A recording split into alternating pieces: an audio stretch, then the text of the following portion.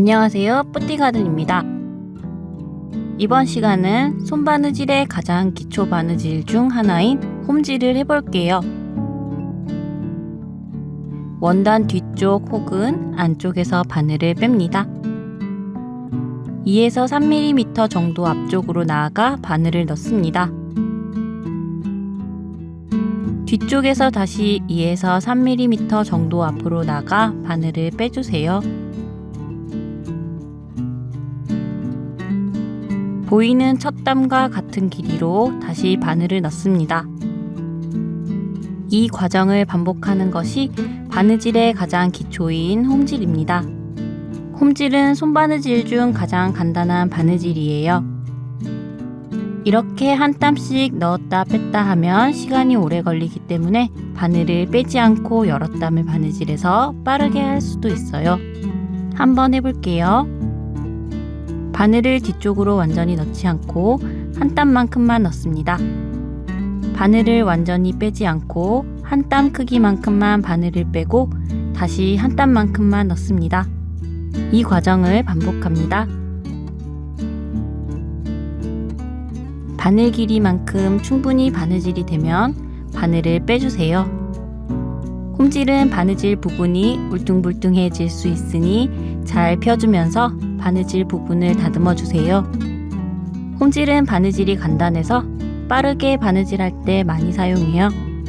바느질이 간단한 만큼 튼튼한 바느질은 아니에요. 하지만 바느질 방법이 쉽고 빠르기 때문에 많이 사용해요. 간단한 소품이나 인형옷을 만들 때 빠르게 임시로 수선이 필요할 때 많이 사용해요. 최대한 바늘 길이만큼 많은 땀을 진행하고 바늘을 빼면 빠르게 바느질할 수 있어요.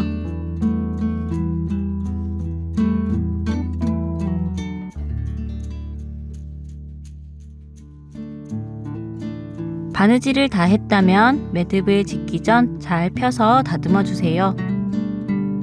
마무리 매듭은 보이지 않는 쪽에서 합니다.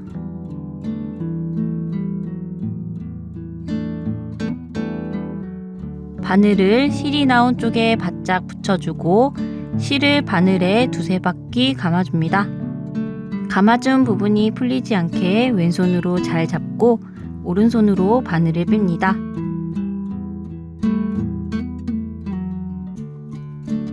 이때 끝에 가깝게 매듭이 생기도록 잘 잡아주면서 만들어주면 조금 더 깔끔하게 마무리할 수 있어요. 이렇게 한 번에 매듭으로 끝내도 되지만 가끔 매듭이 빠지는 경우도 있기 때문에 살짝 옆쪽에 한 땀을 다시 떠서 고정해주면 조금 더 튼튼하게 마무리할 수 있습니다.